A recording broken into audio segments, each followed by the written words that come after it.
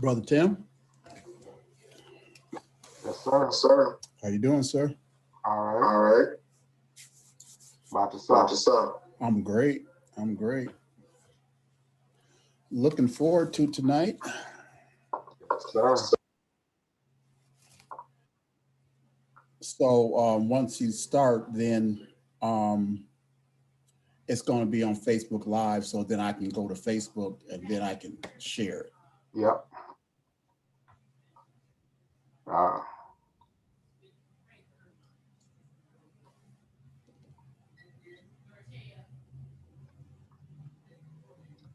So I don't know if you knew or not, but there is another one apparently going on as we speak. With who? Pastor Alexander, Pastor Copeland, and some other local ministers. They have as moderators. They have as panelists Dr. Martell and Dr. Roan. I saw that last week. Theirs started at 6:30. Okay. So I saw it because I'm friends with you, friends with well, just about everybody. But anyway, and Pastor Copeland and Pastor Alexander and Pastor Copeland, I think he was posting and asking questions about trying to get community feedback on questions and stuff. Dr. Oates sent him our flyer and that's when I and that's when he said that him and some local pastors are doing one close on that same day, close to that same time. He said that he would try to switch over. I don't know how long theirs is going to last, if they're going to record it. I'm on Facebook now, just seeing if that they are. Yep, theirs is live right now. Hope What time did theirs start? Huh? What time did theirs start? 6:30. Okay. Yep. So I don't know how long theirs is going, but Dr. Roan is on now. So it looks like so some local area pastors, Dr. Roan, Dr. Martell. So They're doing I think they're setting up shop at Pastor Copeland's church also. I believe so. Yep. It's not everything's not set yet, but yeah, that is my understanding, which is great. And they're also going to be doing a one-time mass vaccination event at Ellis. I believe it's this weekend. I don't know if you saw that. I didn't know when it was. She didn't say when it was or not. She said everything. When I spoke to her about it, she didn't say when everything was going to be set up or not. Same with New Zion. So both of those are good. Yeah, absolutely. The more the better. The more that we can have folks talk, get questions answered, the better. And I am just, like I said, I'm just very excited about just being able to just being able to have the conversation and to really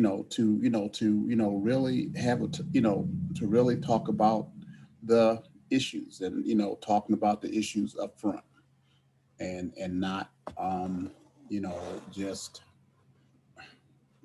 relegating your frustration to a Facebook post.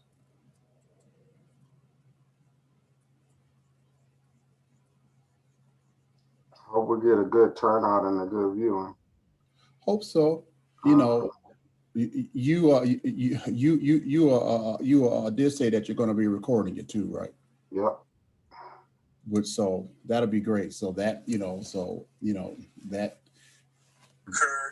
Oops. I just has not been talked about. That is the second. That can be shown as well. It can be shown at different times.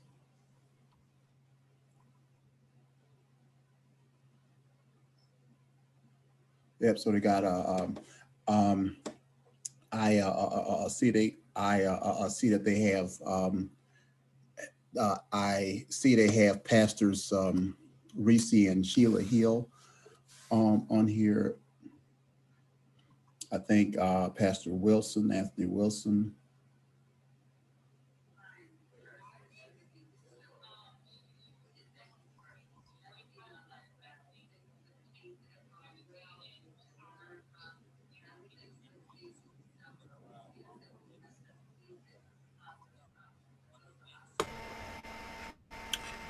Good evening. Yeah. Good evening. How you doing, sir?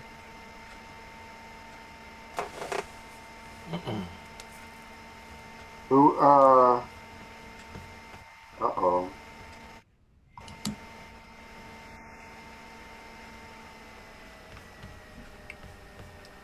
Hello there, Colonel.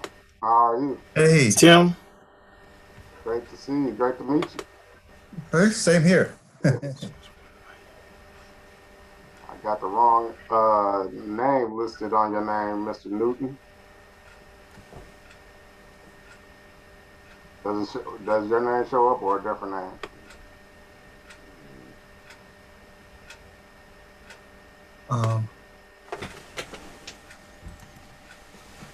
Can you hear me, Tim? Yeah, I can hear you. I might have to change my name on my screen. I'm using a link forwarded to me by Mr. Ryan. Oh, okay. So I'm not Mr. Ryan, everybody.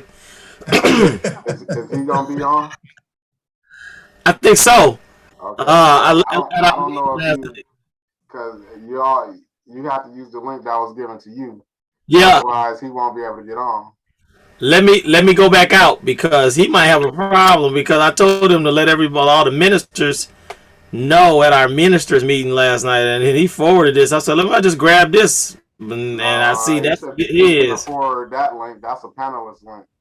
I hope he didn't do that to everybody. He should have directed them to the Facebook. I don't know if he did that or not. But this, okay, I'm gonna come out and come back in. All right.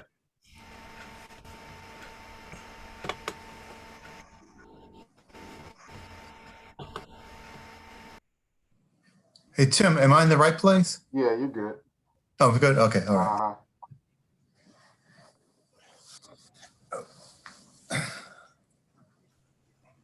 Hey, Dr. Arnold, good evening, sir. Hey, how are you doing, Mark? Good. Great. I'm great. Yeah, started out 7 o'clock this morning, and I'm like, I know you're tired. Yeah, I'm fine.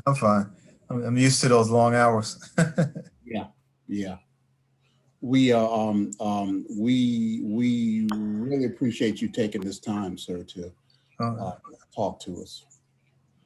Well, this is critical for the community. I can't do enough of these because, I was talking to someone the other day and I said, if they had the vaccine back in December of 2019, and they were able to give it to everyone within a month, we would have saved 476,000 lives in this country. That's all, 1 million people. So we can't afford now that we have an answer, not to go forward and save the lives that potentially could be lost. Yeah. It is beyond tragic. Yeah.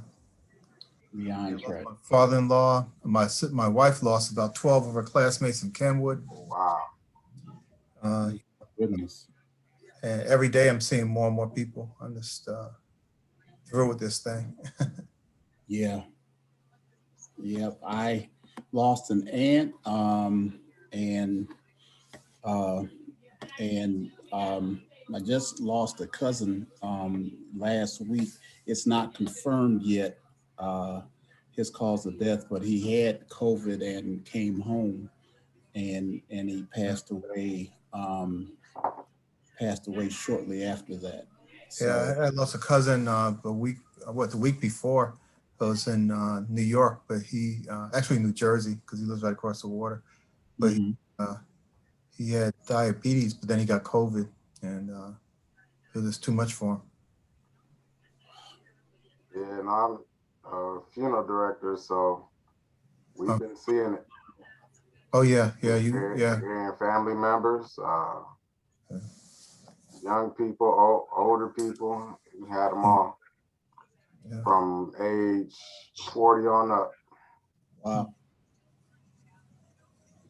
You know, I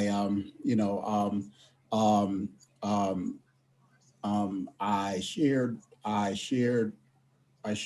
with Danita the last, the funeral that I was at for my aunt, but just really appreciate um, um, um,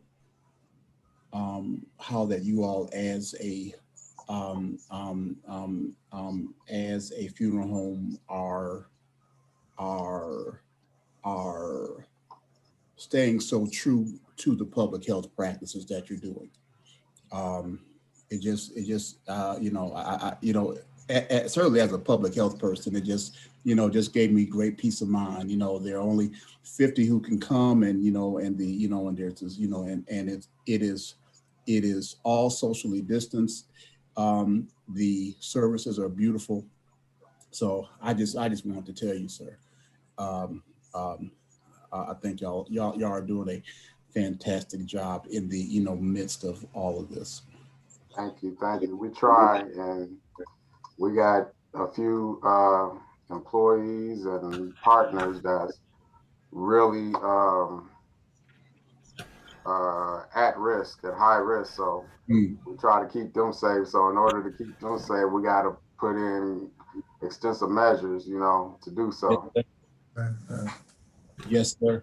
Tim, I lost an uncle, and a first cousin 2 days apart. Just father and daughter, and I had to do a double funeral in Michigan back in March Yeah, before we really even knew what was happening. Back in March of last year, 2 days apart, in the same hospital, 2 rooms apart. Oh my God. It was the saddest thing. He came out of he was coming out, and he had some kind of a stroke, and she found out about and he died before she came off the ventilator. I mean, and when she came out of the ventilator, she went into shock and died 2 days later. yeah. It was just, I could, you I could, know, I could it imagine. was. We had a couple that his wife just died. She was already ill, but he came in, made arrangements. The day before the funeral, he went into the hospital with COVID, and he couldn't attend the funeral, and he died 2 weeks later. That the grief that comes from losing a loved one that you can't do anything about because you can't go see him, you can't visit him. That in itself is a I don't know how to describe it, but it makes you feel helpless. So Yeah. Greetings, Mr. Reed. How you doing today? I'm doing well, and yourself? All right. I didn't get in touch with you when I announced you on here. How do you want to be represented? Like your job, your business?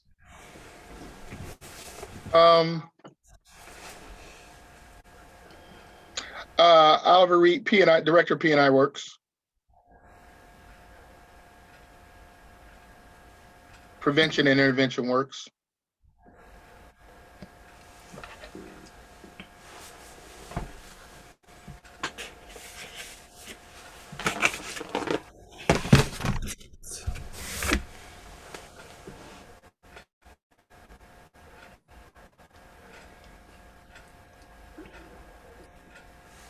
And is it Oliver Reed Jr. or just Oliver Reed? It's Oliver Reed. Okay. How you doing, Mr. Newton? I am well. And yourself? Things are well. Things are well. Any better than I couldn't stand it. Well, it's good to see you, and it's good to be seen. Well, you know what? Hey, you know what they say, it's better to be seen than to be viewed, you know, so Yeah. hey, I didn't understand that when I was younger. I tell you, it means a whole lot after this year, and that mean that in an honest way. That's right. And to be able to see back. Yes, right. Yes, sir. Mr. Simpson, Oh, Colonel D, what's Arnold. going on, brother? I'm doing great, man. You know, happy Wednesday. Yes, yes. Thank you. Thank you. Happy Wednesday. Yes, sir.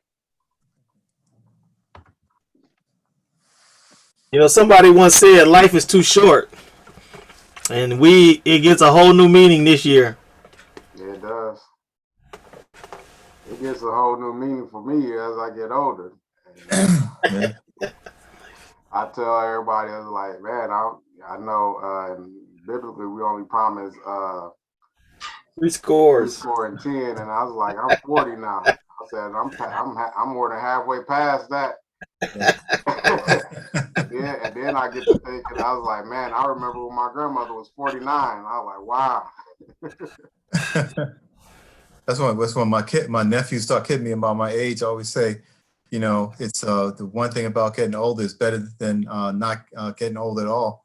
And I said, you better hope you get here. So they start laughing. Right.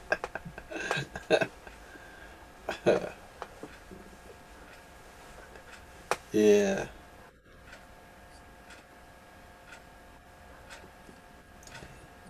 Greetings, Dr. Washington. God bless you. Oh, okay. Dr. I was just Washington. wondering if I was shining through there.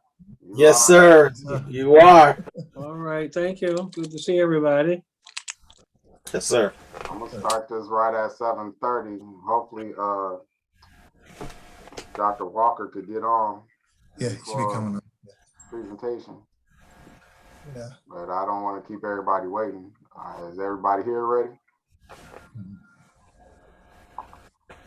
I go ahead and put the audience in speaker view. That way, he has time to get on. Okay.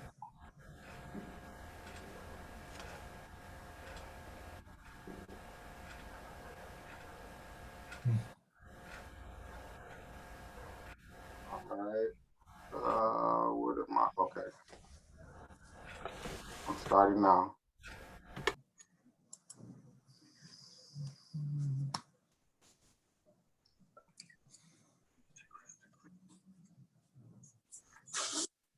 I'm trying to get my Facebook Live together.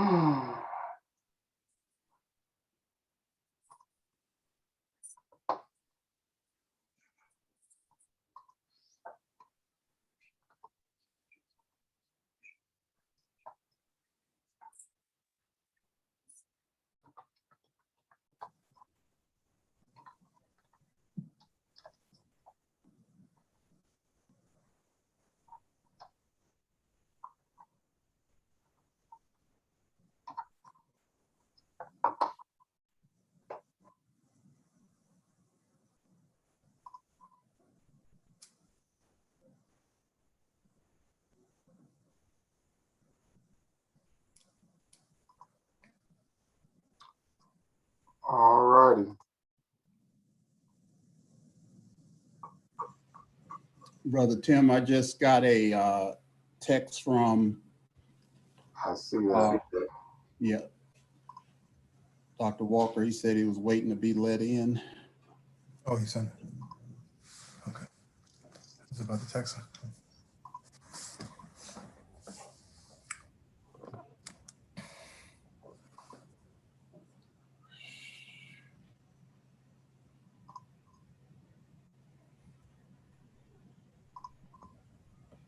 I think I'm gonna sit in the living room, honey.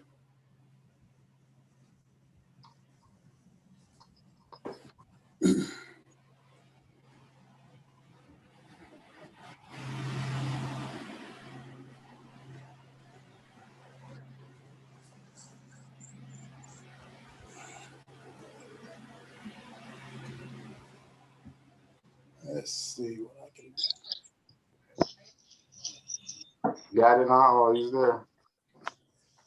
You guys got me? Yep. Hey, Dr. Walker. Hey guys, I'm sorry about that. I think I had the other Zoom link. Okay. Appreciate it. All right, so we're ready to go. I'd like to thank everybody for participating in this webinar we call the Straight Talk. We're here to have a straight talk about the COVID-19 vaccine. We know the history and trauma bestowed upon the Black community and the medical treatment of the Black community. Today, we're here to give our community a better understanding about the vaccine so we can make an informed decision about talking about the vaccine and taking the vaccine. You had opportunity to submit your questions via the Zoom link or in the Zoom chat, the Q&A chat, and on Facebook Live. So I'll be monitoring both those and I will send those questions to our moderator. While you're watching, please share this Facebook Live post if you're watching on Facebook. Share, have a watch party, all of the above. The more people we get the word out to, the better.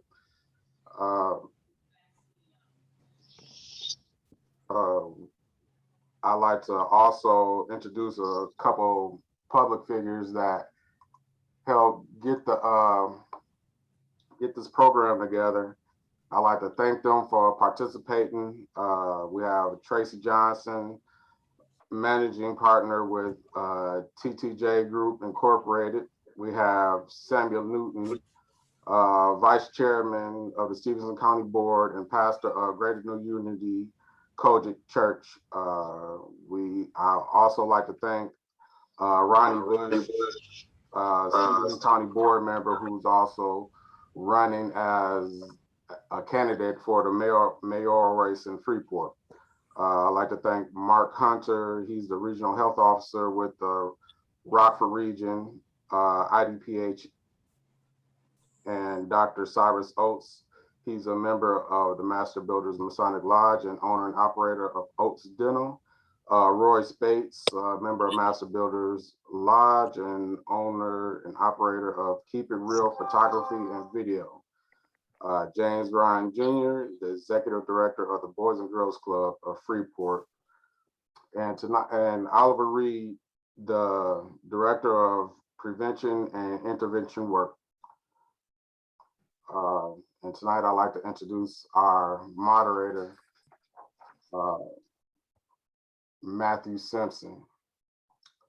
Matthew Simpson is a leader in the Master Builders Masonic Lodge and a growing entrepreneur in the Rockford community, leading a few of his own businesses and nonprofit organizations. He is the African-American Business Development Manager in the Office of Minority Economic Empowerment for the Illinois Department of Commerce and Economic Opportunity. And right now is our moderator for this evening.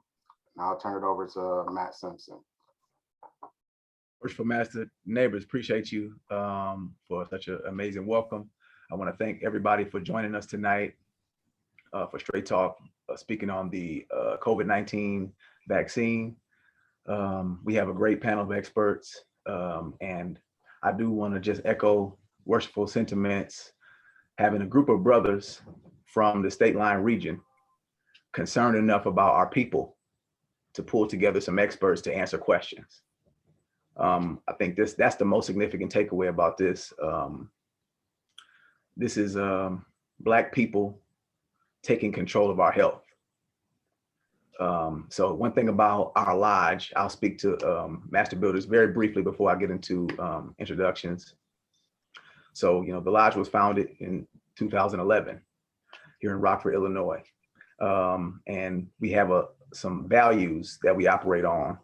One of them is this concept of seeking knowledge, or we talk about seeking more light. And the pandemic hit and it slowed a lot of things down, but one thing we didn't stop was reaching out to try to do what we could to help empower our people. So this event is actually part of a series of things we've been doing to try to share more light. Back in September, we did a financial empowerment workshop, and it was talking about how we can do better with our finances to serve ourselves and our people. Today, we're talking about health and wellness, specifically related to the plague that has impacted our world. So you can find more information on our lodge at mbmlodge.org. And you can find actually footage from our previous events on our YouTube page, Master Builders Masonic Lodge 33 on YouTube. Okay.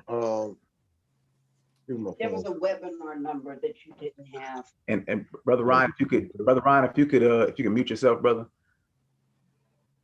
So just wanted to give some brief comments on our lodge. Once again, my name is Matt Simpson. I'm honored to serve as the junior warden in the lodge.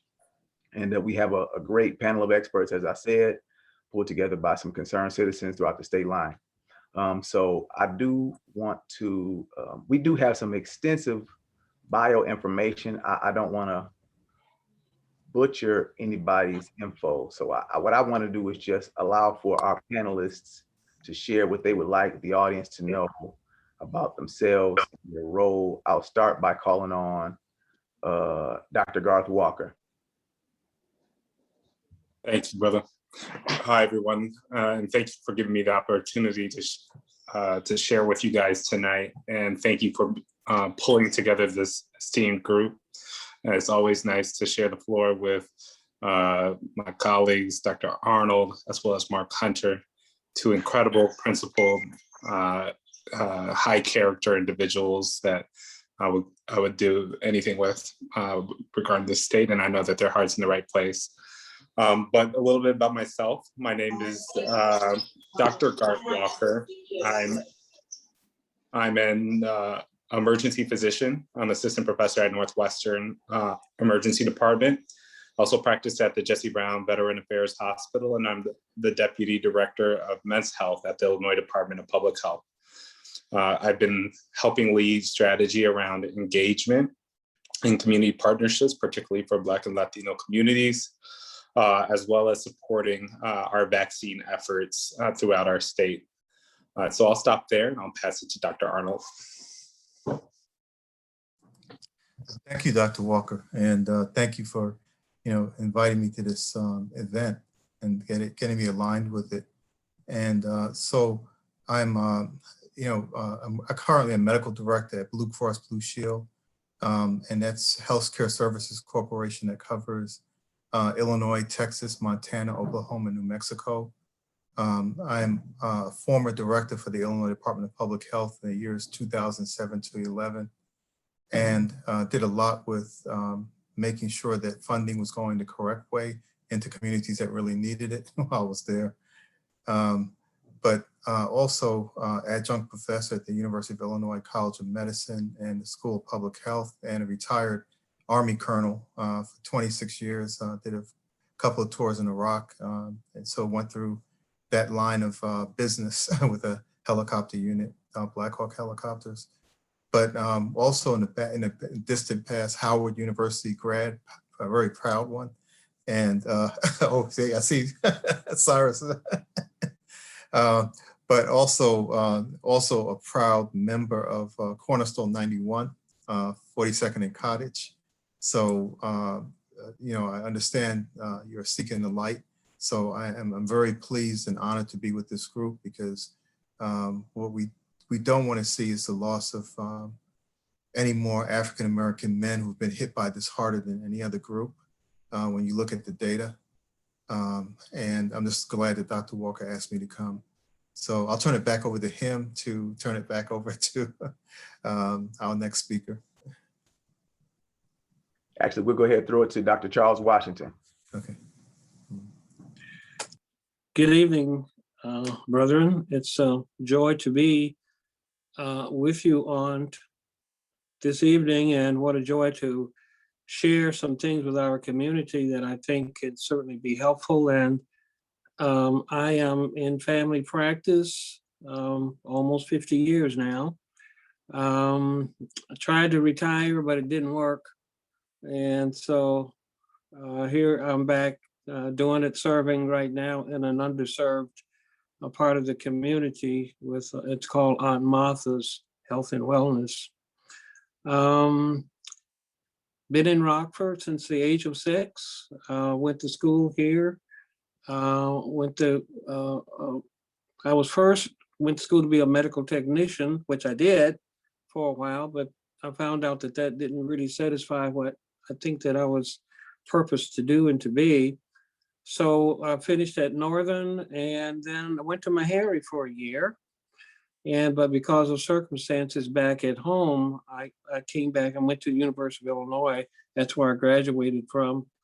Did a residency at the Rockford School of Medicine here, and I've been practicing here since that time. And besides practicing medicine, also, I was pastor of one of our churches in Freeport, Mount Calvary. I pastored there for 12 years. I just became pastor emeritus last year, but involved in lots of things, and I don't want to take up all the time talking. Most people in Rockford know me. I delivered over 1,000 babies here, and just taking care of a lot of people in the Rockford area. So I won't spend a lot of time. We'll kind of curve it a little bit here so we can get into what people want to hear and kind of want to know. Appreciate that, fellas. Just want to reiterate one more time for those who are joining us on Zoom, we have a Q&A box.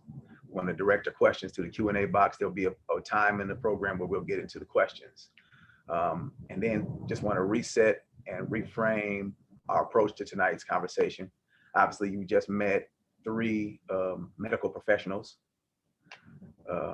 who are coming with expertise to share.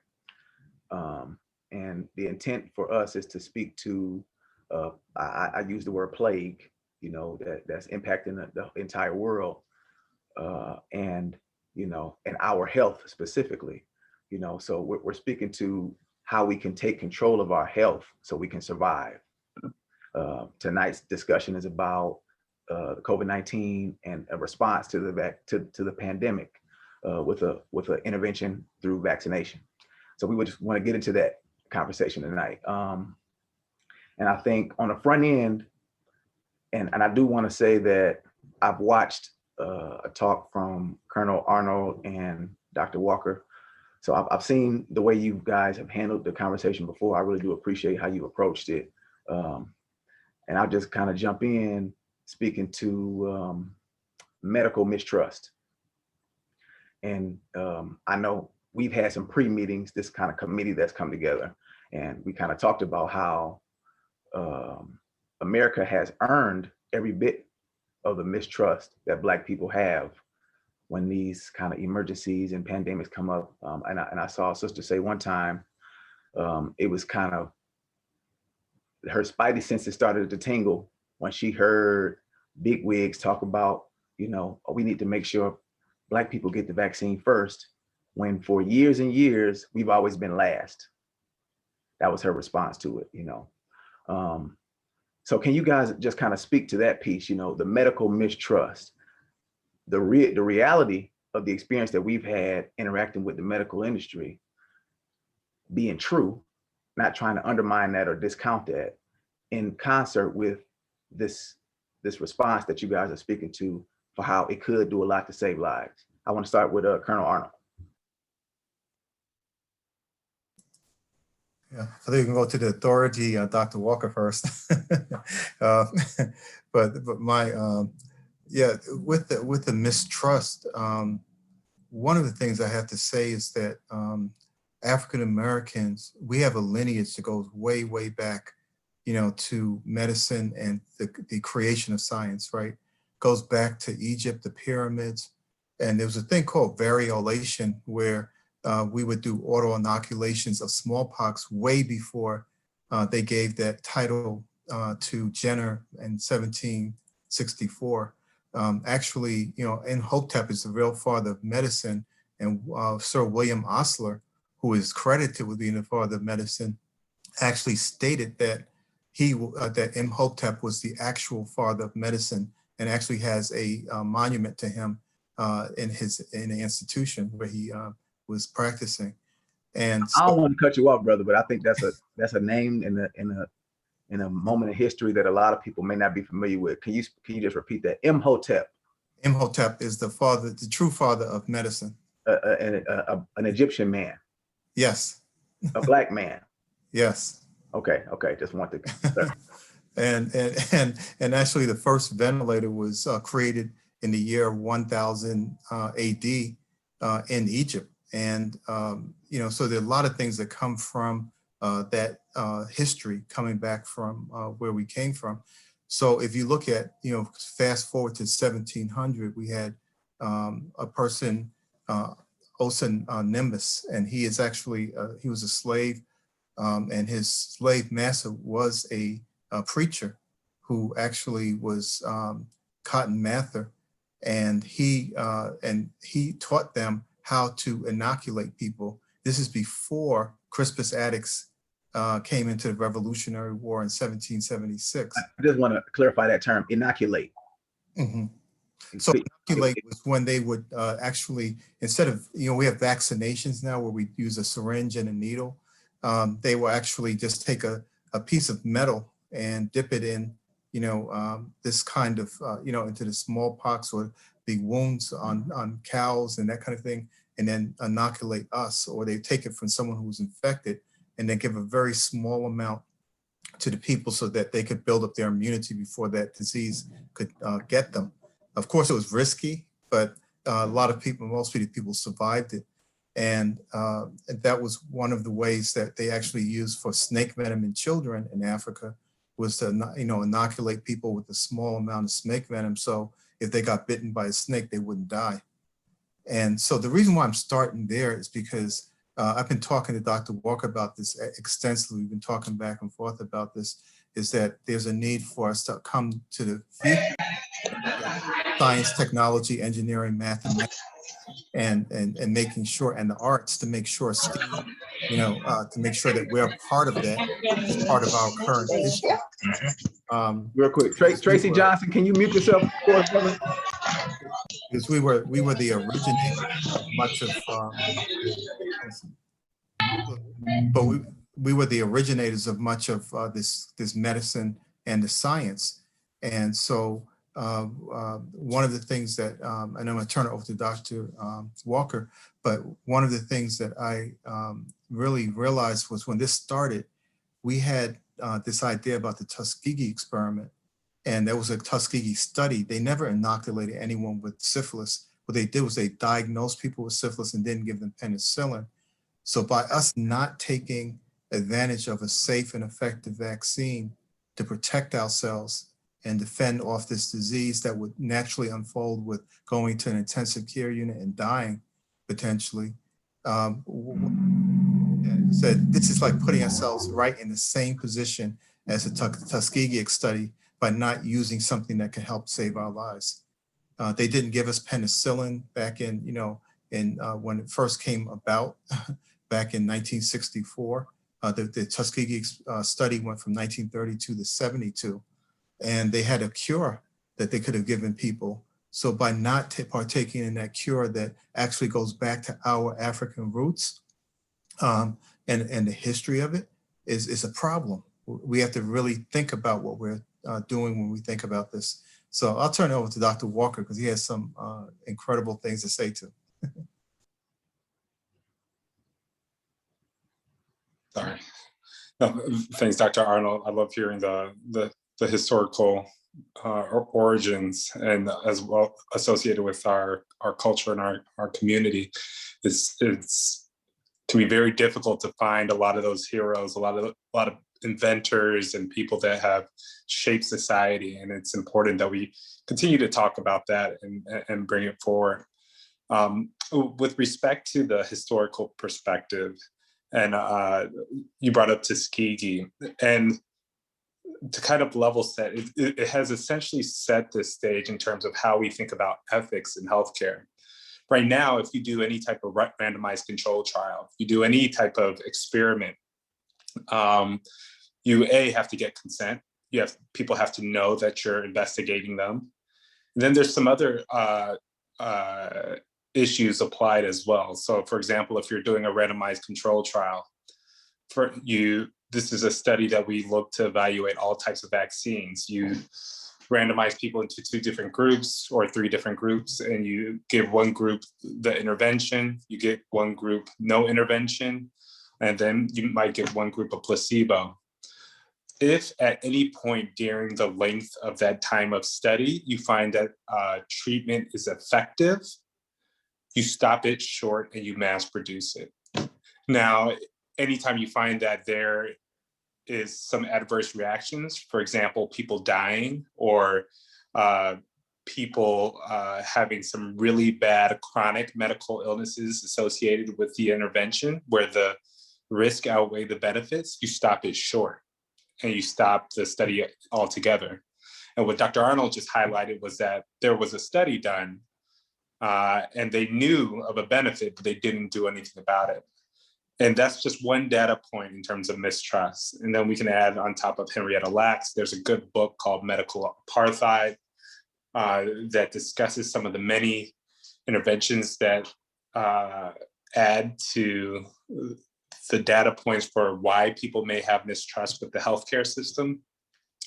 But today, I also want to focus on what has been done to break down, to make sure that what the intervention does is meant to do and who is looking out for our community. So for example, obviously, Dr. Arnold and I are here today, but there's a whole medical society, National Medical Association, Black Physician Association, that independently evaluated the trials of the current available vaccines.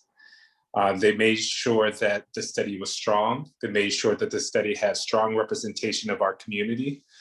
They made sure that it was doing what was meant to measure, which is make sure people don't get the disease. And at the end of the day, they concluded that our community needs to make sure we get the vaccine. And now, since the vaccine has been distributed, it's clear that the benefits outweigh the risk. And part of that is making sure that since we know that the benefit is there, it is our right, it is our responsibility to make sure that everybody is aware that we need to take this vaccine as our first step to be able to make sure that we keep our communities intact, we mitigate all of the negative externalities and the negative repercussions that have happened with the pandemic, both socially and economically. And we recognize and identify people within our family that are at risk, that should get vaccinated, and make sure we're prioritizing our most vulnerable, because at the end of the day, that's how we will be judged. And I think when we talk about mistrust, it's reasonable, we approach it, we recognize that it's a very personal decision, but we also want some urgency, and we also want to make sure that our community is aware that people have done what we need to do to make sure that the interventions are safe and effective. And as much as we saw what the pandemic has done, for example, knock off 3 years off of our life expectancy, all from the pandemic. The way that we stop that decrease in our life expectancy is by making sure that our community is aware to get that vaccine, and we recognize who we need to make sure is eligible and currently eligible to be able to get that vaccine. And right now is our elderly and people with medical chronic conditions. And we have to make sure that we get the word out. So I'll stop there. Okay, so and then you dropped another name on this, Henrietta Lacks, the sister whose cells were used without her knowledge, and are still being used. Am I understanding that right? To do research and service of cell cancer, right? Right. So they investigated. They took her stem cells without her acknowledgement, and then when you look at the disparities in terms of who gets stem cell transplant, Black people are underrepresented in terms of who's able to get stem cell transplants. So it's just another example of why mistrust, and it explains kind of why we may have hesitancy. But right now, the positive is that we are starting to see hesitancy trend down. And the more that we talk to people, the more that people hear, we are starting to see that people are starting to embrace getting vaccinated a little bit more. So, and I appreciate Dr. Arnold going back to Imhotep and you bringing up Sister Henrietta Lacks, and both of you also speaking on some of the responses to how do you consider the medical mistrust in tandem with some knowledge, to inform a personal decision for yourself. I just want to throw it to Dr. Charles Washington real quick before we move forward. You as a medical professional, having delivered probably half of the babies in Rockford,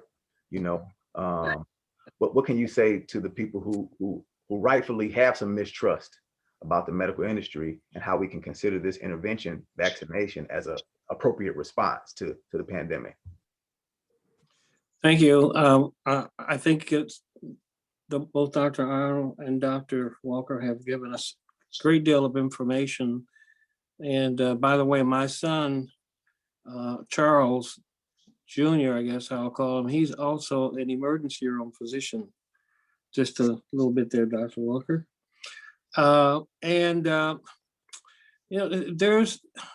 There's a tremendous amount of trust, of mistrust rather, for many reasons why it's still so persistent.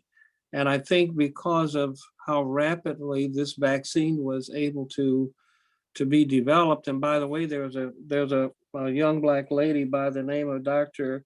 Kismikia Corbett, who 34-year-old African-American female who led the team in the development of Moderna's vaccine.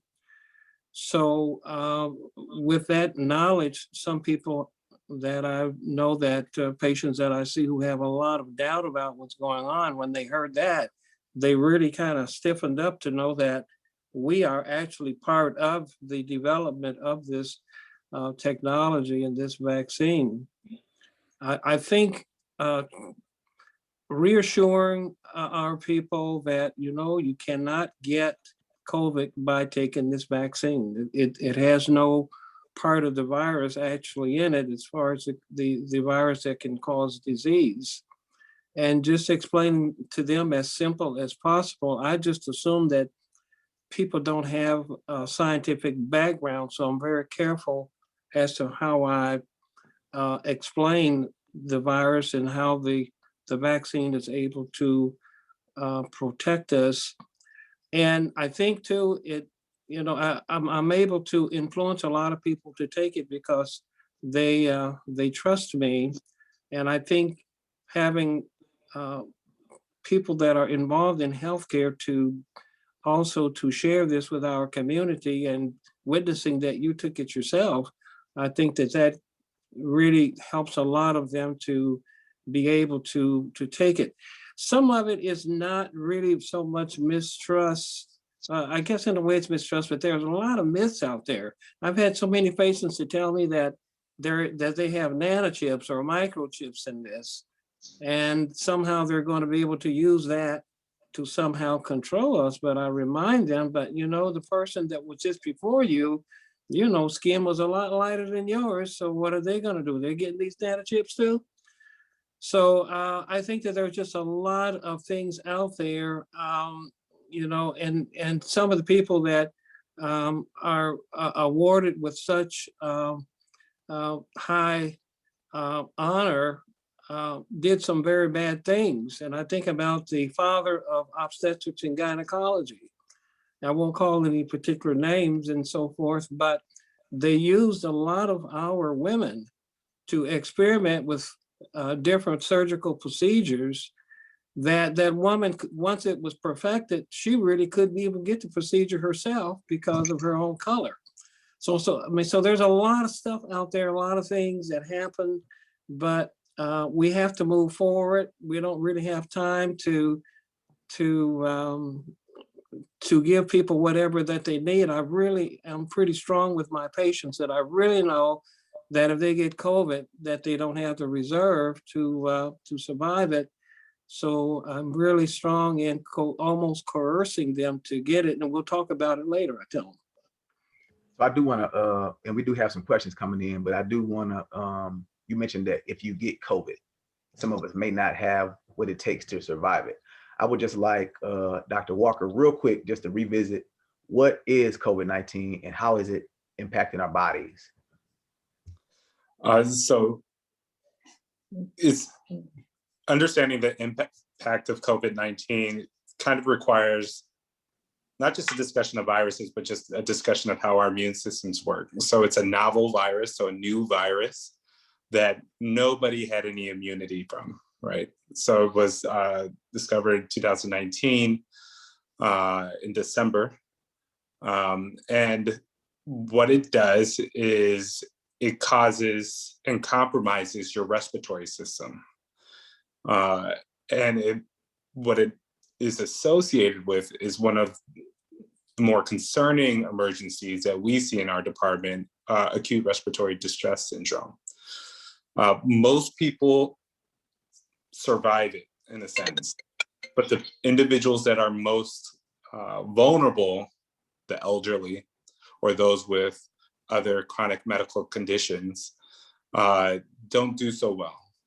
And what happens is that it can swell our emergency departments to the point where our hospitals can't function. So that's why we get so very anxious when a novel virus or something new comes into our community, because we know that if our hospitals are overwhelmed, it affects so many other things within our hospital. So I'm an emergency physician. So not only do I diagnose people, I'm worried about what our resources are. So when our ICUs become overwhelmed, my ability to be able to treat the common heart attack, the common stroke, the common status epilepticus, really bad seizures, becomes compromised because we can't do the appropriate interventions that are mostly dependent on time as well as resources effectively. So people that would have been saved might die. So that's what happens when a virus that is new and a lot of people become sick and overwhelm our hospital happens. So what the immune system does, and that's why the vaccination is so important, is that it prepares us to fight against a new virus. So currently there's the Pfizer, the Moderna, which are mRNA vaccines. What they do is they make a portion of the COVID virus and it trains your immune system. The analogy I like to use is, well, there's two of them, but one of them is boxing.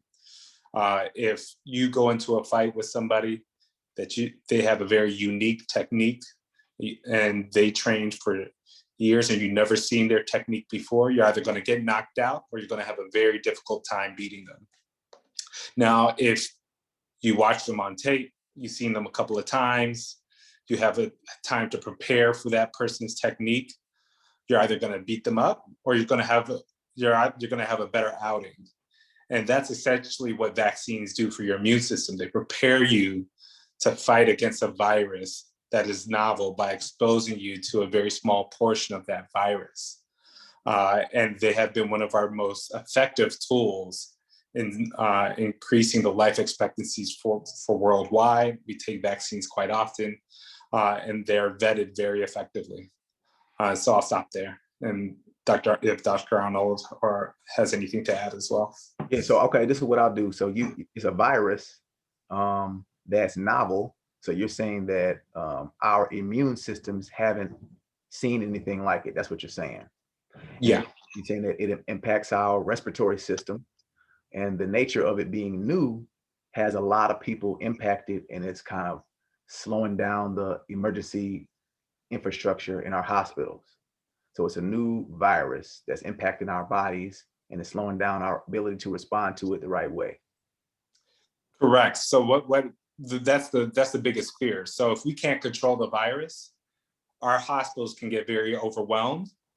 And what ends up happening is that they get so overwhelmed that we can't treat people effectively the way that we treat them regularly. Right. Or we end up making some very difficult decisions, deciding who should live and who should not. Right. Just because resources are limited. Right. So I want to throw it to Dr. Arnold. Is COVID-19 like the flu or like pneumonia? Okay, well, it's a completely different virus, and it's good that you mentioned the flu. Every year we have about anywhere between 45 to 64,000 people who die from not getting a flu shot every year in the country. And so that in itself is really a travesty that we have something that you could take once a year and then protect yourself against getting the flu. But the flu vaccine is only about 46% effective, whereas this is 95% effective. If you're looking at the Pfizer and Moderna, and about 84% effective for the Johnson & Johnson, but they keep you out the hospital and they keep you out of the intensive care units, as Dr. Walker was referring to. And so one of the things that, when Dr. Walker was talking, I always like to have these little models. So I have a little, tennis ball, and that little purple thing that's sticking out here, that's the spike protein. So if I pull this out of the tennis ball, this is what the vaccine makes, is that little spike protein. So it makes a spike protein that allows this tennis ball, to grab onto your cells. So it's not making the whole virus, so you cannot get the disease from getting the vaccine. It does not make the entire virus. It only makes that one little piece that Dr. Walker was talking about, that piece that attaches to your cells and allows this virus to invade your lung cells. And also this virus affects the blood vessels in the heart, in the kidneys, in the brain. It affects red blood vessels throughout your body.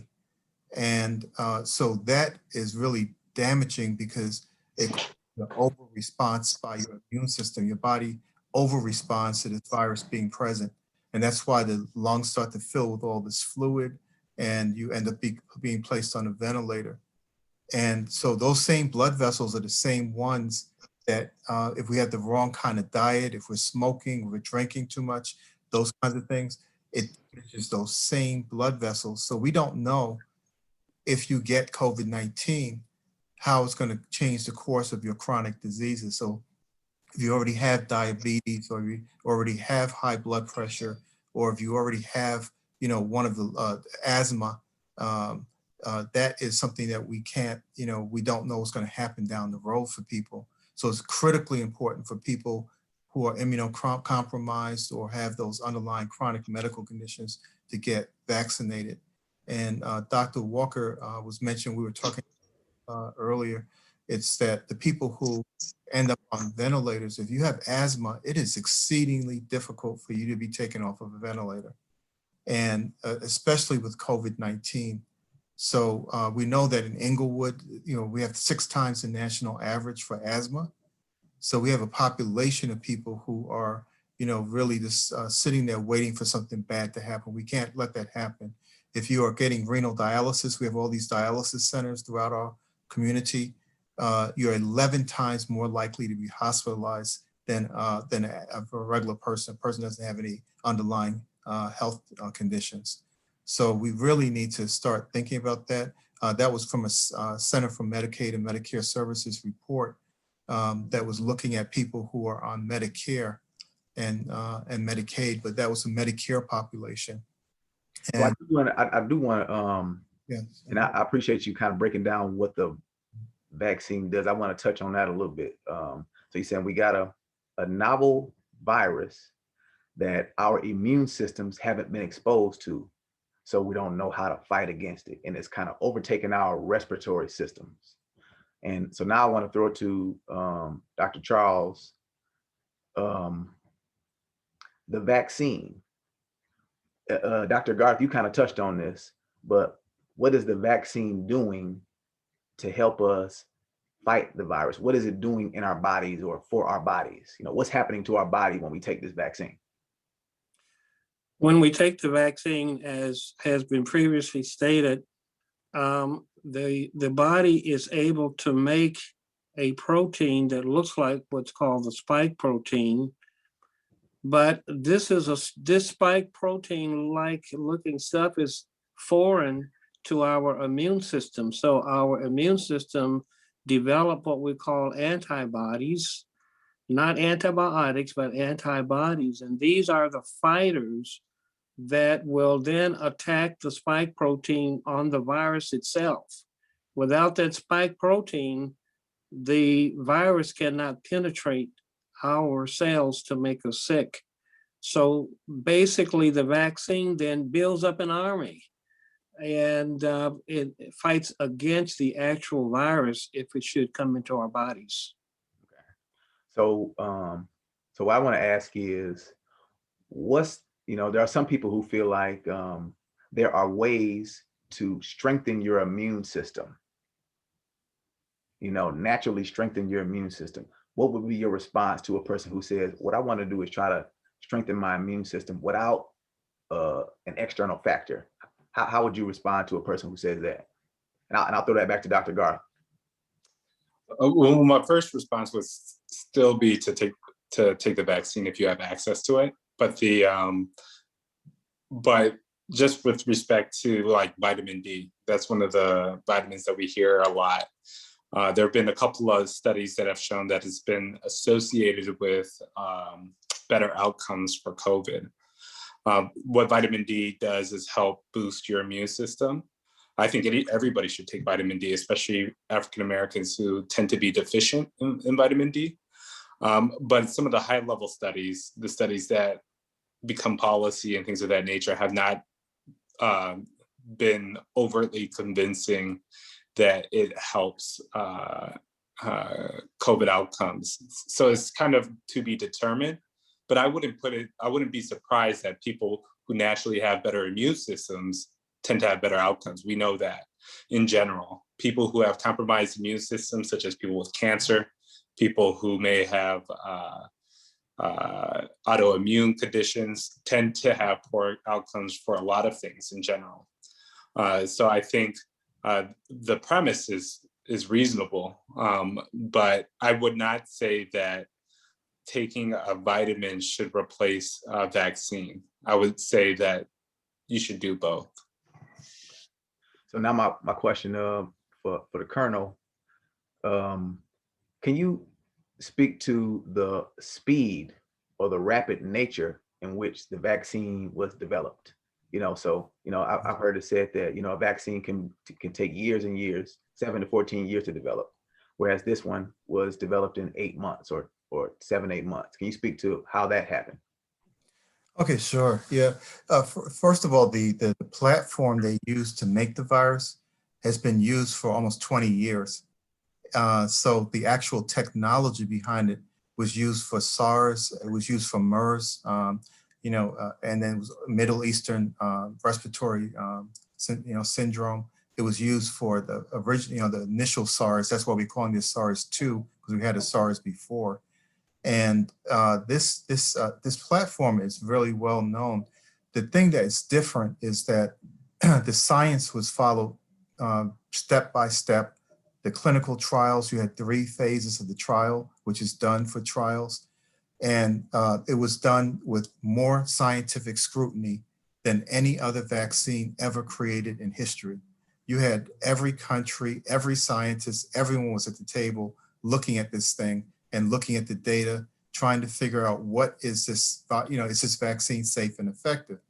And what they don't tell you is that a few vaccines were actually kicked out because they felt that they did not meet the criteria. And so they will not be utilized, anytime soon. So these the vaccines that they have were done exactly how you should make a vaccine. But what was different is that we have this technology that's available now. We already had the platform that was known for 20 years. We had also telecommunications, which we didn't have back in 1918 at all, right? So as we were building, making vaccines in the past, we had the ability to communicate between scientists at lightning speed. They got rid of all the the bureaucratic roadblocks that could add 2 to 3 years just in themselves to making a vaccine. So all those things that were done, so it was really given a wrong name, Operation Warp Speed. It had nothing to do with the scientific process. It had more to do with what they, I guess, with some kind of space cadet new branch of the service that was being created by a prior president, but it had nothing to do with the speed with which this vaccine was being made. It was made scientifically and soundly. It's been found to be safe and effective. Okay, so my next question is, and I want to be mindful of the time. We're trying to think about, of course, we're thinking about an appropriate response to a plague, that's impacting us. It's obviously a personal decision for people to make. We're trying to give people information. But we do want to, I've heard you say, each of you all say how important it is to have a relationship with your doctor, to have a plan for your health. So obviously we are kind of in emergency response mode, but Master Builders, we always thinking about development, So I just want to at least throw it out there. How do we consider addressing the overall health of Black people in a discussion focused on COVID? So I'll start with Dr. Charles, and then I'll throw it to each of you guys. Thank you. I actually think that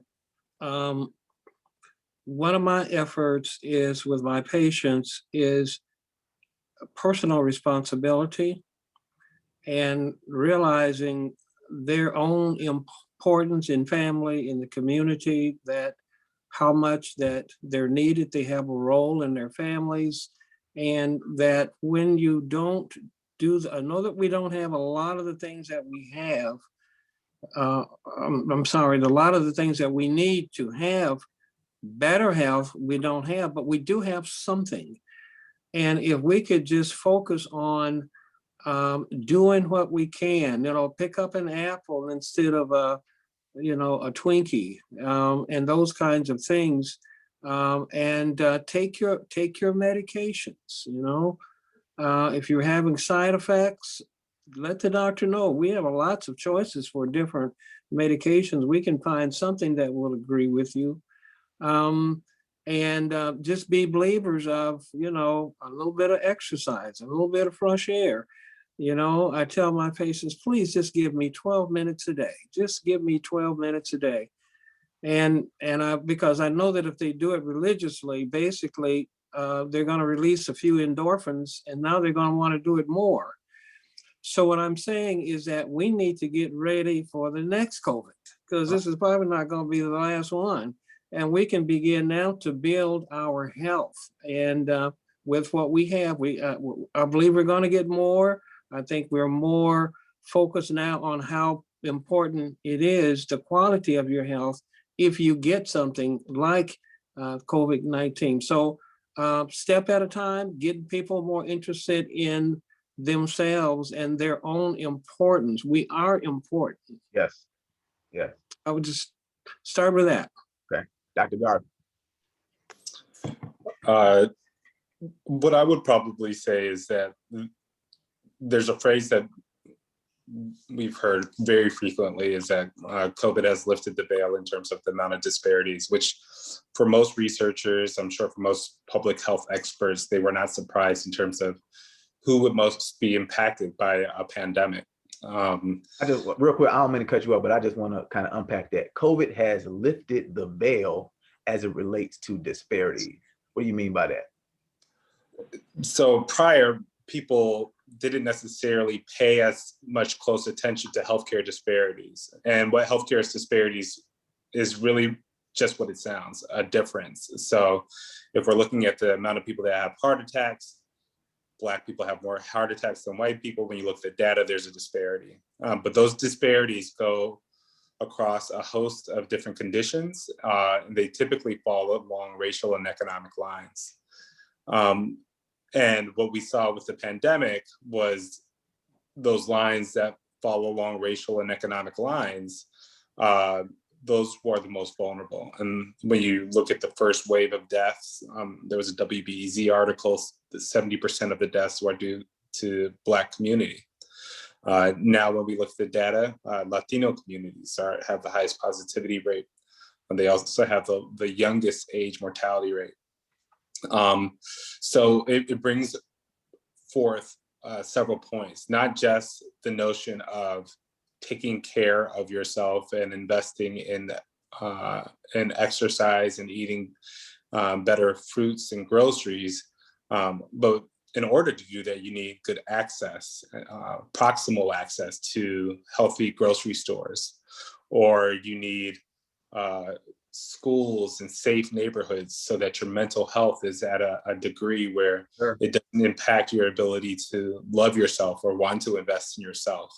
And a lot of the things that I'm mentioning is a phrase that people call social determinants of health. What I say are a lot of the issues that interfere with your ability to achieve optimal health and have good health care.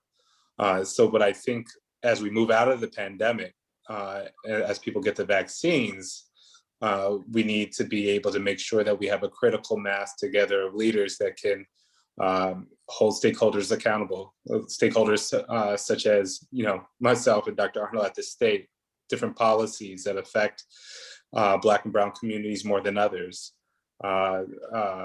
appropriate schooling, as well as invest in our communities to make sure that we hold ourselves accountable. We make sure that we are investing in the future leaders of the world and making sure our communities are safe and taking ownership as well. So I think it's opened the door to not just healthcare, but thinking about how these other factions of life influence healthcare. Okay. Social determinants of health. I think that's an important concept for us to dig into on the back end when you get some time. He talked about education, safety in our neighborhoods, access to healthy food, and then the decisions that we make about our time, our money, and our energy. And finally, the Colonel, when we're talking about COVID specifically, how do we understand that, but still kind of keep in mind the overall health of our Black community? Yeah, and I agree with everything that Dr. Washington said and Dr. Walker. And one of the other things that we have to think about is, and this has been an issue that I want to address, in my retirement years, which I'm hoping are coming up soon, to do some, activism around some issues. But one of the things that we have to really think about is that when we start looking at how this thing has been affecting us, right?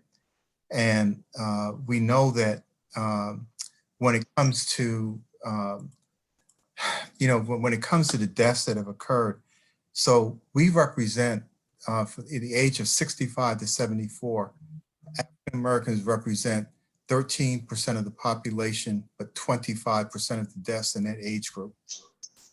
And when you start looking at that, what it sounds like, well, this is something that's happening right now, right? But what it does is it takes out of the picture people who have been working their entire lives to get a pension, Social Security. This is billions of dollars we are losing in our community every time someone is dying. We're losing billions and billions of dollars. That is really feeding the disparity at a greater pace. It leaves families unprotected. It leaves some families on the street if that was the sole breadwinner. So, when I said, patients, and I had the come to God talk with them, if, it was talking about smoking or, taking your blood pressure medications, I would say, so if you don't take it and I said, so you may not feel that that's necessary for yourself, but where will it leave your family? Where will it leave your spouse? Where will it leave your children? That was the thing that made people start to change their mind. because I said, do you want to be walking down the aisle with your daughter, your son?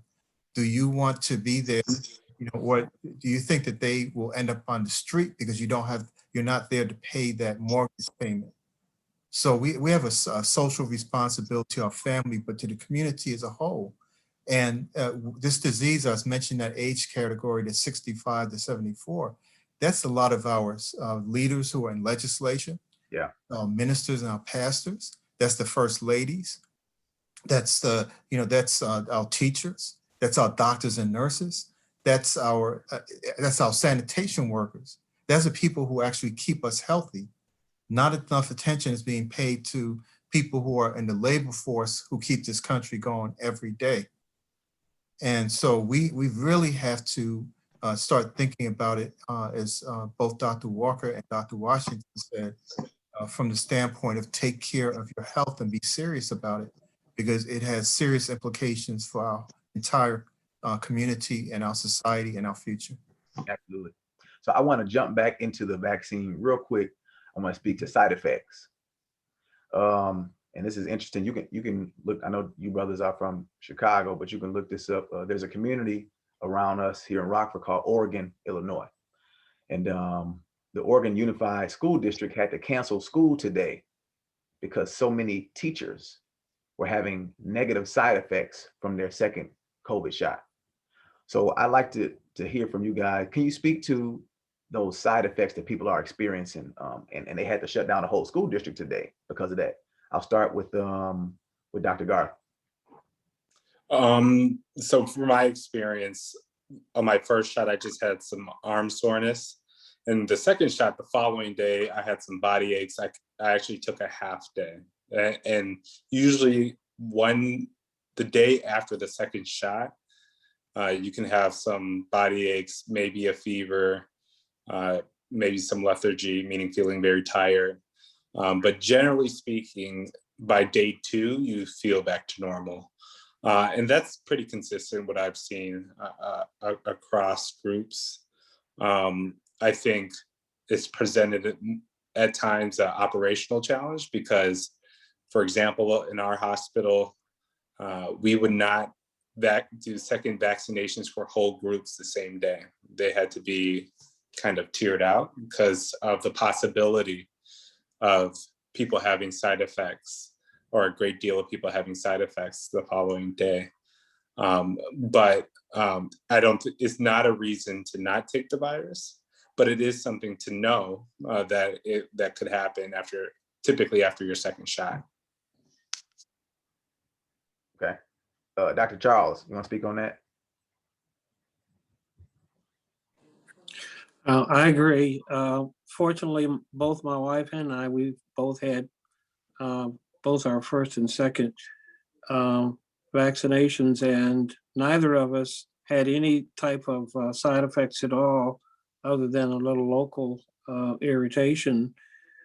Patients that I've seen, I've not really seen anyone who had side effects to the extent that they would say that I wouldn't recommend it, or that it was, really devastating. About the longest that they've been a little fever, little muscle aches, fatigue. Some, very, very few have had some gastrointestinal side effects for a half a day or a day. And so it's not unlike getting the flu vaccine. There are a lot of people that get the flu vaccine and oftentimes will have a day or more of some symptoms very similar to even if you had the flu. So I've not had patients who have had what we call anaphylaxis, which is a severe type of allergic reaction to any type of substance. We've had to pull those patients away from just going to a clinic and getting it done, but thinking about pre-medicating some of those patients who probably are at high risk that if they don't get it, the vaccine, that they would be in trouble. So some of those patients may need some pre-vaccine preventive so that they don't get a severe reaction or at least watch them for maybe 30 minutes to an hour after getting the vaccine to make sure that they're not one of the ones that will have a severe immediate reaction. He's saying that some people are gonna need to take some medicine before they take the vaccine. You may want to get, yeah, there are some patients who you may want to even give them either some anti-inflammatories or even steroids, or give them Benadryl before they take it to help to try to prevent a severe reaction. And of course, you always on the ready to have epinephrine available if that should happen to one of your people that you vaccinated recently within the last 30 minutes or so. I want to ask, so we're getting up at the closing time. So I do want to ask, if you've had COVID-19 already, do you need to get vaccinated? If you have had COVID-19, do you have the antibodies to fight it off? Dr. Arnold. Oh, most definitely. That is absolutely indicated. So even if you had it, we don't know if you have adequate antibodies, as Dr. Washington was explaining, in your system, to fight off COVID if you get exposed to it. So you must get it. And, when I was in the Army, I just wanted to say one thing about the vaccinations. We used to get 3 and 4 vaccinations at a time. So I had everything known to man put into my body over the 26 years I was in the military: anthrax, smallpox, and many of these things at the same time: yellow fever, tetanus, you name it. If they saw it on the list, they'd give it to you. And so we were, highly vaccinated. So when I got my vaccination, it was like my body was just saying, what? Only one dose?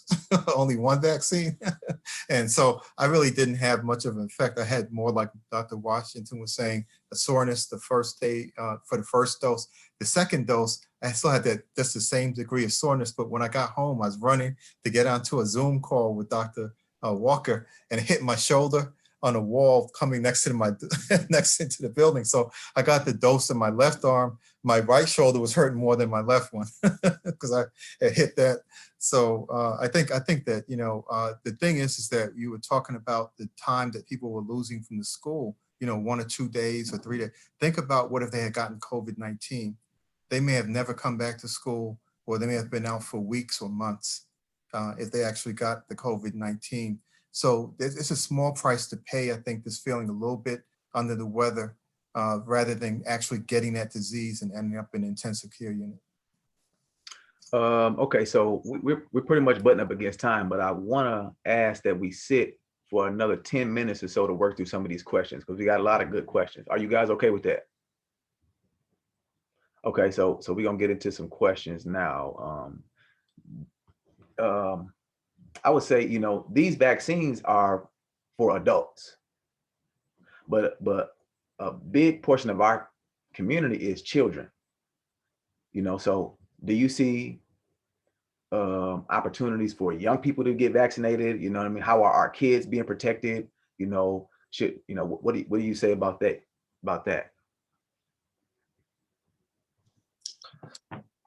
I would say it's to be determined. Right now, there are trials going on in terms of for children.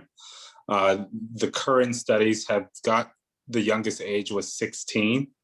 So in theory, 16 is the youngest age that we could probably administer one of the vaccines.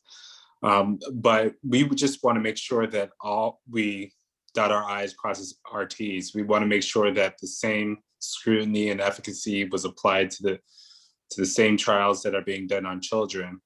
And therefore, we don't want to administer anything without the data being vetted. To your question about will we see that happen? I think so. I think it will probably be safe, and I think there might be an opportunity to vaccinate children. Will you see it as something that will be required for children one day, a COVID vaccine? I don't know. I think there are things that are currently required. For example, for me to work in the hospital, I have to be vaccinated for against several viruses. And to me, that makes sense. I treat patients, and I don't want, and I'm often examining patients, and it would be terrible if I wasn't vaccinated against some of these things and treating very sick people, which could worsen their outcome.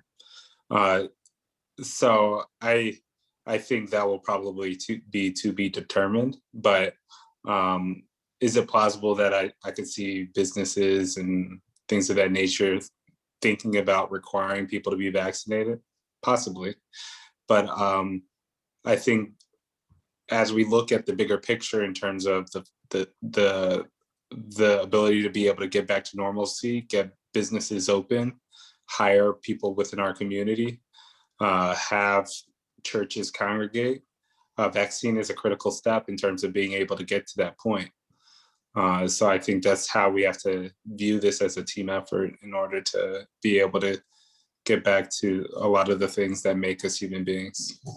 I'll ask Dr. Washington, how long does the vaccine stay in your body?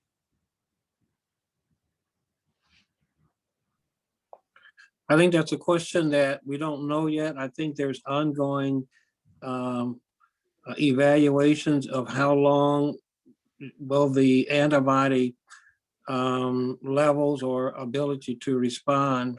We don't really know that yet. And but those are ongoing studies and data gathering. And so, you know, every couple of days we learn something new and something more. So that's to be seen yet. I don't think anybody has the complete data on that yet. So with and I'm trying to combine questions and work through questions. You know, with it kind of sounds like you're saying teachers having to miss school and they're canceling the whole school day for the kids. You know, you got some body ache and you get a fever. You're saying these are just risks that people just need to accept as a result of the vaccine. Am I right about that? I'll go to Dr. Arnold. Yeah, absolutely. Because these are things that are minor compared to you actually contracting the disease and potentially passing the disease on to someone else.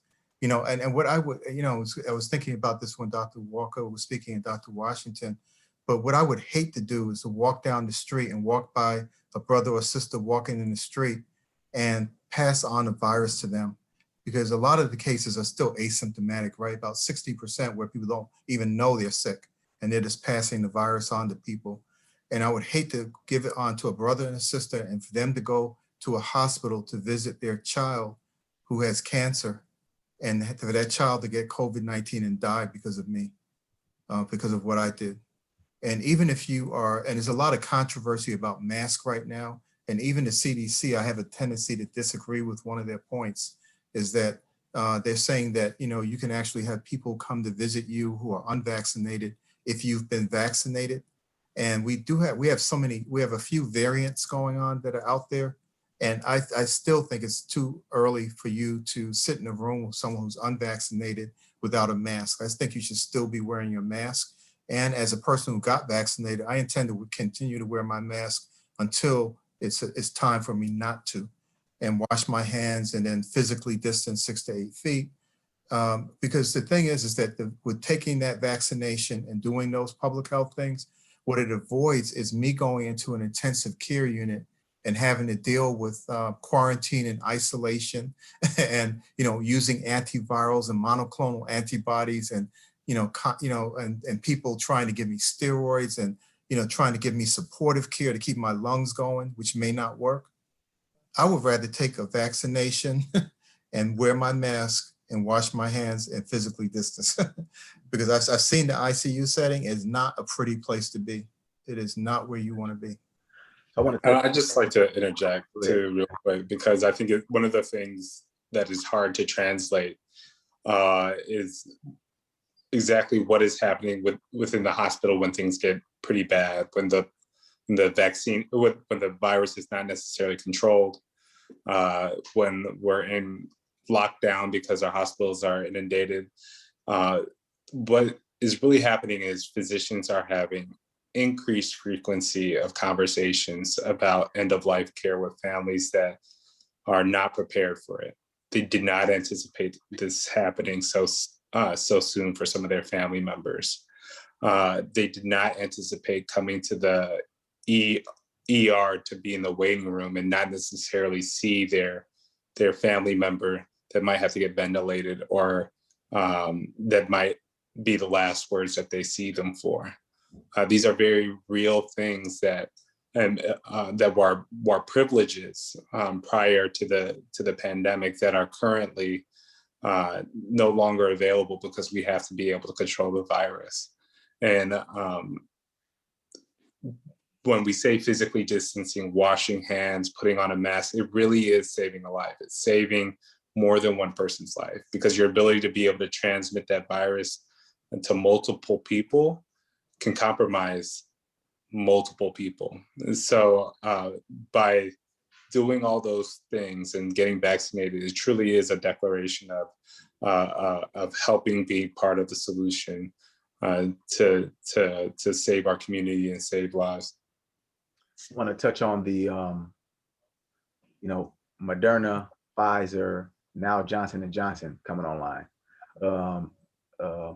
The difference between these medications, is there one that's better because of more participation of Black people? Is there one that's better for Black people?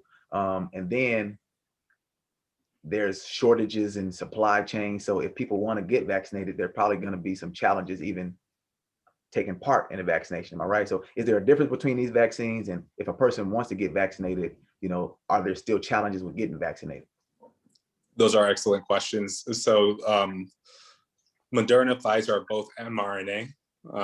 As Dr. Arnold mentioned, the science is not new, so there's not much difference between them. There is a difference between the efficacy after the first shot. The Pfizer is typically 60 to 70%, Moderna is 80%, but after you get both shots, they're 95%. Johnson & Johnson is not an RNA vaccine. It has roughly 80% efficacy against severe disease and 60 to 70 against moderate. But let's touch on severe. When we think of severe, those are the people that are going to our ICUs. Those are the people that require a ventilator and that can be in our ICU for a very long time. So it's still effective. It's still a great tool. And what we tell everybody is that if you have a chance to get the vaccine, take it. There's benefits to Johnson & Johnson in the fact that it's one shot. And as you know, healthcare is more than just physiological. We take into account people's lived experiences. So sometimes a one-shot vaccine might be good for people that may be difficult to track or may be difficult to get a hold of and follow up for that second shot. So we're lucky in the sense that we have these multiple tools. They are different, but both all very effective. I think that was a really thorough answer. I appreciate that. And we are butting up again on time.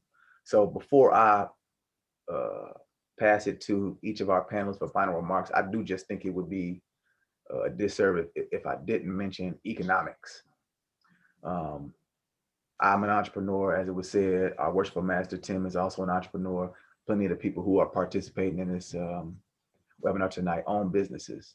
And the loss of life is devastating.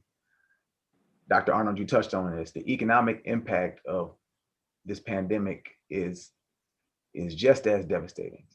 I work and serve in my W-2 job, entrepreneurs, specifically Black businesses, and I see how it's impacting us. I think it's just interesting, when we think about these stimulus packages with billions of dollars going straight to pharmaceutical companies. I imagine, what it would be like if we had billions of dollars going straight to, our businesses, and perhaps we would feel differently about participating if there were some Black businesses, that we can trust administering these interventions as well. Could you guys speak to, the economic, we talked about health and wellness of our community, but in terms of economics, do you see opportunities for Black businesses to participate in this new industry around, emergency medicine, vaccinations, and things like that?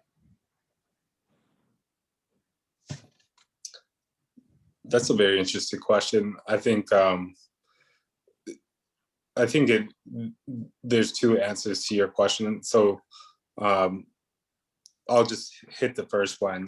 You said, is there any opportunity to participate in kind of this new emergency use for the vaccinations? Currently, vaccines are distributed to pharmacies. That's a resource where you can get it, your hospitals, and then local health departments. So part of that is thinking about, is there a pipeline of Black supply chains, Black cohorts to be able to be in that profession? And I think when we think about STEAM, I absolutely think so. I think that what we have realized is that we rely on trusted messengers, and that people tend to be more adoptive when they know that community members affiliated with the distribution or the messaging of certain tools and treatments. So I think that means we should double down in terms of the pipeline of individuals that go into medicine, engineering, and public health, because there will always be an opportunity to recruit people and tap into the talents of individuals that can serve as effective messengers, particularly for non-dominant communities, that we have to take some extra effort. Like I have to take some extra effort to understand what are the different challenges for Latino communities. Me going to a Latino community to talk about vaccination is much different. And I also have to spend a lot more time understanding what are their issues that influence how they make different decisions, and do they even trust me, or how do I gain that trust? So I always think that there's opportunity. I definitely think that there's an opportunity for us to be much more involved in terms of public health, medicine, and science. And I just want to thank you for making it your life's work as well, to be able to center your community, to empower your community to be involved in entrepreneurial ventures, as well as be part of the solution in terms of addressing some of our biggest challenges, which is COVID. But I'll stop there and pass it to Dr. Arnold. I'm sure he has something. Oh, yeah, I think this is really a great, excellent question, because there's billions of federal dollars flying around right now. And there is also a big push, on the federal level, on the state level, on a city level, of making sure that you have trusted ambassadors or people who are able to deliver those services and the message to, the community members. And we were talking before about unveiling the poor critical infrastructure and key resource sectors structure. So we have already known that there has been a problem with access to healthcare. We already know a lot of these things that we've been dealing with for decades, right? And so who is going to rebuild, who's going to build that gateway? We need to be at the table building that gateway and filling in those gaps that they have uncovered. And we need to demand that those gaps be filled by us. Well, hey, I love the way that ended right there. I want to, real quickly just mention, thank all of our panelists. And I know that Worshipful is going to have some closing remarks. So I just want to say thank you to our panelists one time. And on behalf of the Lodge, and echoing Dr. Arnold's just last comments, in a Lodge, we talk about, we don't discuss politics, we don't discuss religion.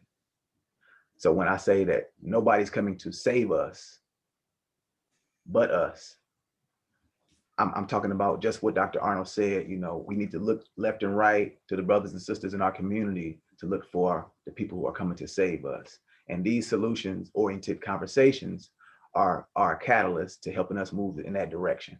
So, as the junior warden, on behalf of Master Builders, I want to thank the panelists. And I do want to offer each of you guys some closing remarks.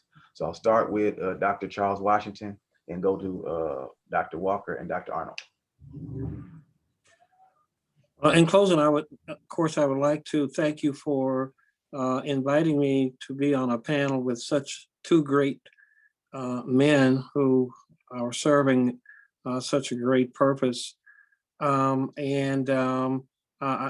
think that our success begins in each person, and I think each person valuing themselves and valuing their families and their communities, that with the resources even that we have now, we can make a big dent in being healthier.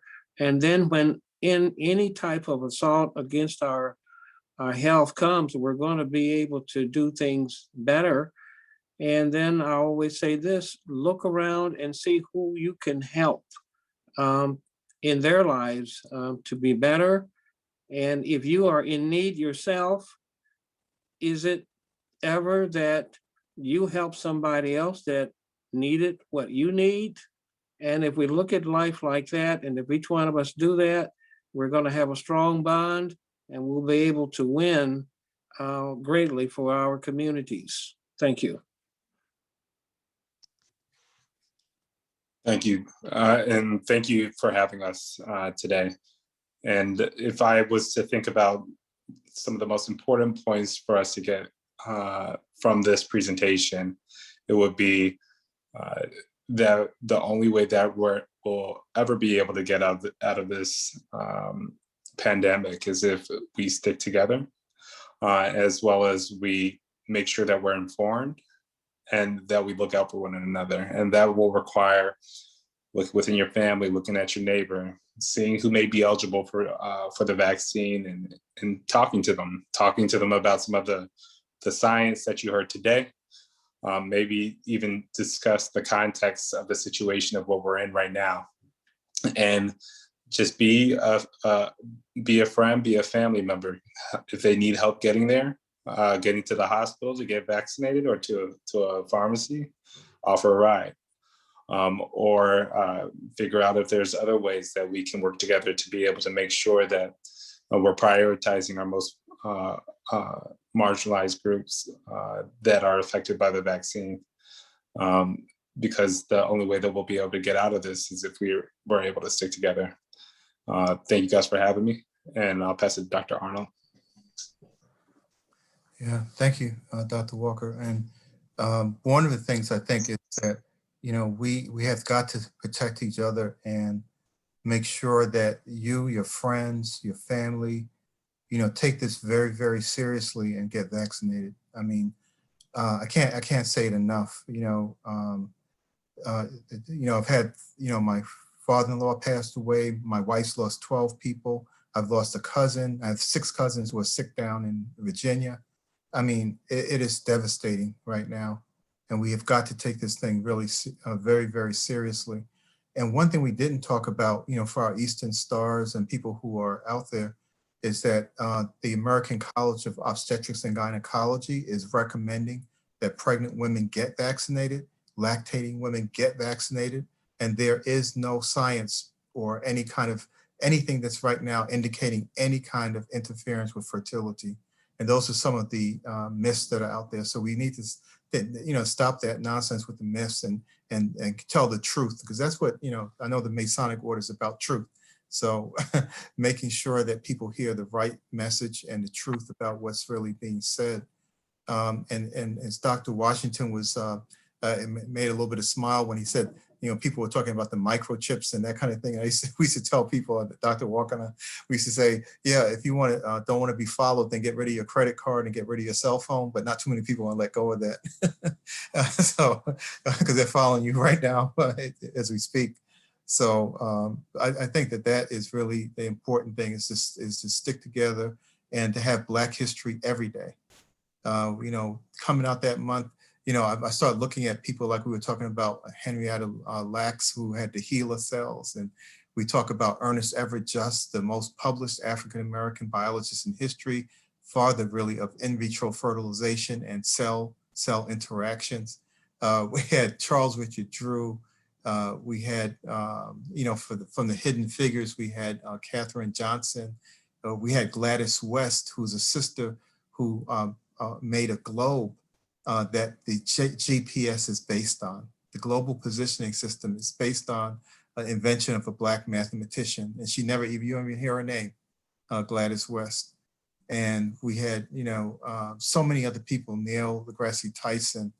And so we have moved away from people like Dr. Sims, who was the father of gynecology, who was really detrimental to our people and to our belief in the scientific systems that we created, the concept of zero and having the greatest library in the world back in 1000 AD in Egypt. We have the history, we have this is part of us, our creativity. So we have got to take the reins of this scientific community, the scientific steam, and take the reins again and be the ones who are coming forward. We have thousands and thousands of people. When I made a slide, I had about 8 people on there. And I said, but I can't leave this person out. I can't leave that person. And I had thousands. The more I started looking, the more people I saw that we don't even talk about that did some amazing things.